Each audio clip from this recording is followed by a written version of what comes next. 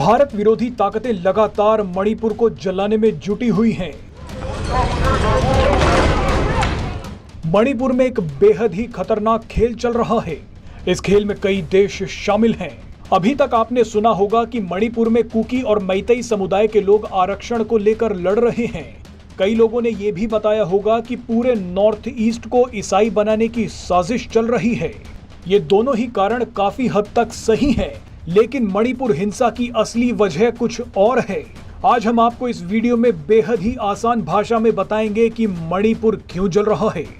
बताया जा रहा है कि मणिपुर में हो रहे खून खराबे के पीछे ड्रग्स का एक कुख्यात गोल्डन ट्रायंगल है।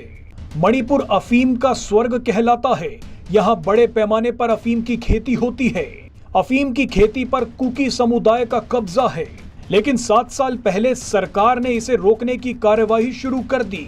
तभी से कुकी समुदाय के लोग नाराज चल रहे हैं। ड्रग्स की तस्करी पर असर पड़ने की वजह से कुकी समुदाय का रुतबा घट रहा है। इसी बीच मणिपुर हाईकोर्ट ने मैतेई समुदाय के पक्ष में एक आदेश भी जारी कर दिया। मैतेई समुदाय को अनुसूचित जनजाति का दर्जा देने की बात कही गई। इसका मतलब ये हुआ कि मैतेई समुदाय के लोग उन इलाकों में भी अब जमीन ले सकते हैं जहां कुकी समुदाय के लोग अफीम का धंधा चला रहे थे। बस इसी के बाद से तनाव खूनी हो गया।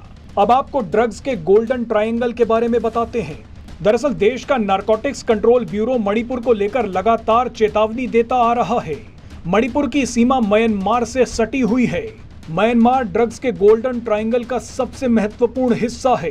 गोल्डन ट्रायंगल म्यांमार, थाईलैंड और लाओस के बीच स्थित है। ड्रग्स के इस गोल्डन ट्रायंगल को साउथ एशिया में ड्रग्स सप्लाई का सबसे बड़ा स्रोत माना जाता है।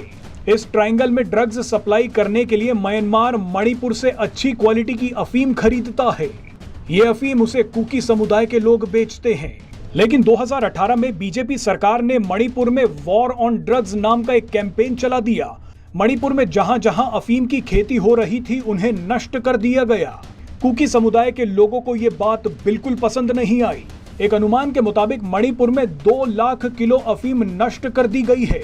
इतनी अफीम से 8,800 किलो शुद्ध हेरोइन बनाई जा सकती थी।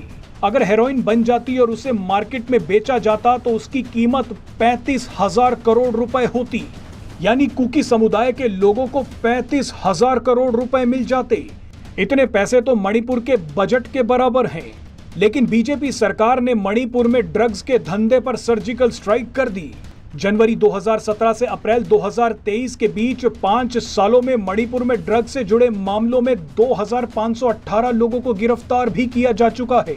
अब आप समझ सकते हैं कि कुकी समुदाय के लोग इतना गुस्से में क्यों हैं। अब आप अंदाजा लगा सकते हैं कि कुकी समुदाय के लोगों को हथियार कौन दे रहा है।